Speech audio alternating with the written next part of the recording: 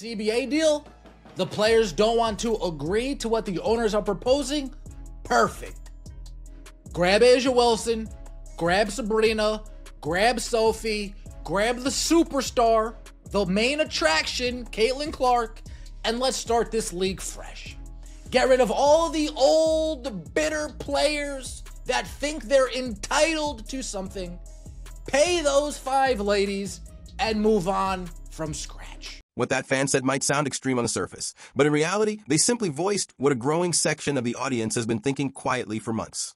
Start fresh, blow it all up, keep 5 players, and let everyone else walk. That isn't just anger talking. It's frustration mixed with clarity. And before brushing this off as an emotional overreaction, it's important to understand who this message is coming from and why it matters. This sentiment isn't spreading among casual observers who tune in once a year. It's spreading among the fans who actually revived the league's relevance. The fans who showed up in massive numbers when Caitlin Clark entered the WNBA. The fans who pushed attendance past 1.5 million. The fans who filled arenas, drove ratings, and made the league part of mainstream sports conversations for the first time in decades. These fans are not emotionally tied to legacy names or veteran careers that predate this surge. They didn't sit through years of empty arenas or obscure broadcasts. Their loyalty isn't to longevity, it's to impact. They're invested in the players who made the league exciting, marketable, and culturally relevant. And from their perspective, protecting underperforming veterans at the expense of momentum feels backward. To them, the league finally found its breakthrough moment. And instead of building around it, it looks like the system is trying to preserve the old hierarchy. That disconnect is where the anger comes from. Fans don't want nostalgia. They want progress. They want to see the players who made them care in the first place get supported, not suffocated by internal politics and entitlement. When people say blow it up, they aren't advocating chaos. They're advocating accountability. They're saying if this league is going to survive and grow, it needs to prioritize what actually works.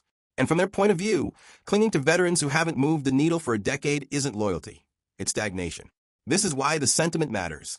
Because it reflects a shift in who the WNBA audience is now and what they're willing to tolerate. Let me know what you guys think in the comments section below. Like the video and subscribe. These players are so committed to the downfall of their own league.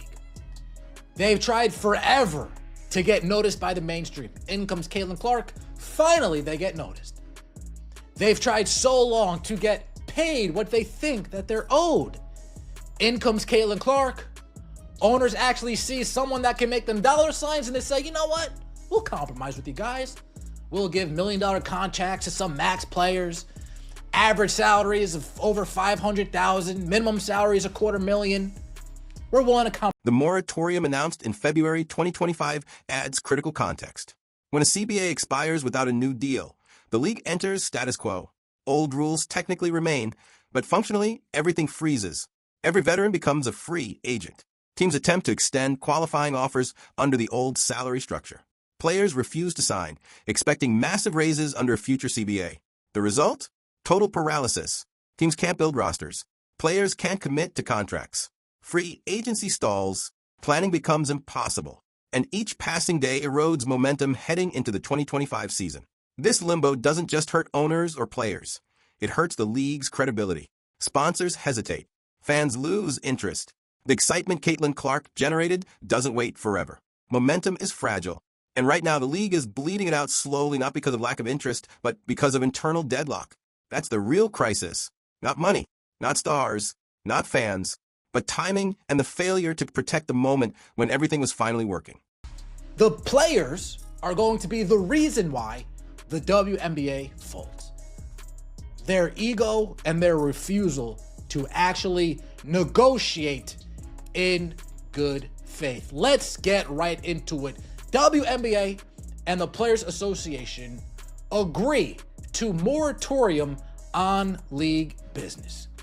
The WNBA and Women's National Basketball Players Association have reached an agreement on a moratorium for league business, sources told ESPN on Monday. The moratorium is necessary because the sides failed to reach an agreement on a new collective bargaining agreement. To understand why the current conflict exists, you have to understand the timeline and, more importantly, the leverage shift. For roughly 25 years, the WNBA struggled to gain consistent mainstream attention. Players voiced valid concerns about low salaries, minimal media coverage, and empty arenas. Despite the quality of play, the league remained financially fragile and culturally niche. Then April 2024 happened. Caitlin Clark entered the league, And everything changed almost overnight. Ticket sales surged. National broadcasts followed. Sponsors lined up. Suddenly, the WNBA had something it had never truly possessed before: bargaining power. Not theoretical potential, real, measurable leverage. League owners recognized this immediately. For the first time, negotiations weren't about survival alone. They were about growth. The offers on the table reflected that shift. Minimum salaries jumping from roughly $60,000 to $250,000. Average salaries pushing past $500,000. Maximum contracts entering seven-figure territory. Revenue sharing increasing from 9% to 15%. By historical standards, this was a massive leap. From the owner's perspective, this was a forward-looking compromise. They were acknowledging decades of underpayment while still accounting for the reality that the league had yet to turn consistent profits. It wasn't perfect, but it was transformative compared to what existed before. And this is where the disconnect begins. Because while the league finally gained leverage due to new stars and new fans, the benefits were being negotiated by veterans whose careers were built during years of financial loss. The momentum didn't come from the past. It came from the present. Fans saw this offer and thought, this is progress. Players' leadership saw it and said, not enough. That difference in perception matters. Because leverage isn't permanent. It exists only as long as momentum exists. And momentum once lost is incredibly hard to regain, especially in a league that already spent 25 years fighting for relevance. Negotiating rooms, Brianna Stewart and Afisa Collier, they would love it if WNBA folds. Unrivaled gets some players. Maybe that league turns to 5-on-5. They already see a future for Unrivaled. Brianna Stewart earlier this weekend said, oh man, it's so hard to compartmentalize. I mean, after the games, then I gotta go and take emails and phone calls and take places on this and take places on that. Wouldn't it just be easier if that league didn't exist anymore? That's what she's saying to herself. Here's where the entire situation begins to unravel. The Players Association, led by veteran stars, rejected the owner's proposal outright. Their counter-demand? 30% revenue sharing before expenses. That detail is critical. In major professional leagues like the NBA, revenue sharing is calculated after expenses. Profitability comes first, then distribution. The WNBA, on the other hand, has not established sustained profitability. For 25 years, it has operated at a loss, subsidized largely by the NBA. So when players demand a larger share of revenue before the league even covers its operational costs, it changes the conversation. It's no longer about fairness, it's about feasibility. Owners, understandably, are bitter about decades of losses. But despite that, they're still negotiating, still offering raises, still willing to move forward. The frustration comes from feeling like those realities are being ignored. From the outside, it looks like entitlement overtaking strategy, acting as though future success is guaranteed rather than fragile. The league's newfound attention hasn't yet translated into financial stability. It's potential, not profit. And that's the core issue. The players negotiating aren't just fighting for better conditions. They're negotiating as if the league has already arrived. But arrival requires sustainability. It requires compromise. It requires understanding that progress happens in steps, not leaps that ignore economic reality. This isn't about players not deserving more. It's about timing. And timing right now may be the most dangerous miscalculation of all. Massive increases in compensation is still being bargained. All but two of the league's veterans and free agents this offseason in anticipation of a new CBA. The moratorium will halt those initial stages of free agency in which teams would seek to deliver qualifying offers and core designations to players. Just start fresh. Just start fresh.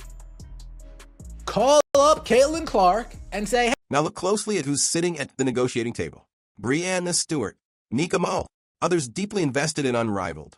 The 3-on-3 league launched in January 2025. This matters more than people want to admit. Stewart herself publicly acknowledged how exhausting it was to manage unrivaled business responsibilities during the WNBA season, fielding calls, handling emails, making executive decisions. That alone raises an uncomfortable question. Can someone fully prioritize the WNBA while actively building a competing product? At some point, the optics become impossible to ignore.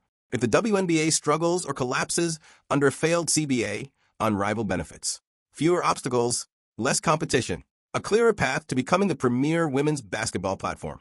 No one is accusing anyone outright, but incentives matter. And when negotiating strategies resemble scorched earth more than compromise, people start asking whether destruction is intentional or simply collateral. From the fans' perspective, this feels like sabotage. Not because players want better conditions, but because the strategy risks killing the golden moment the league finally earned.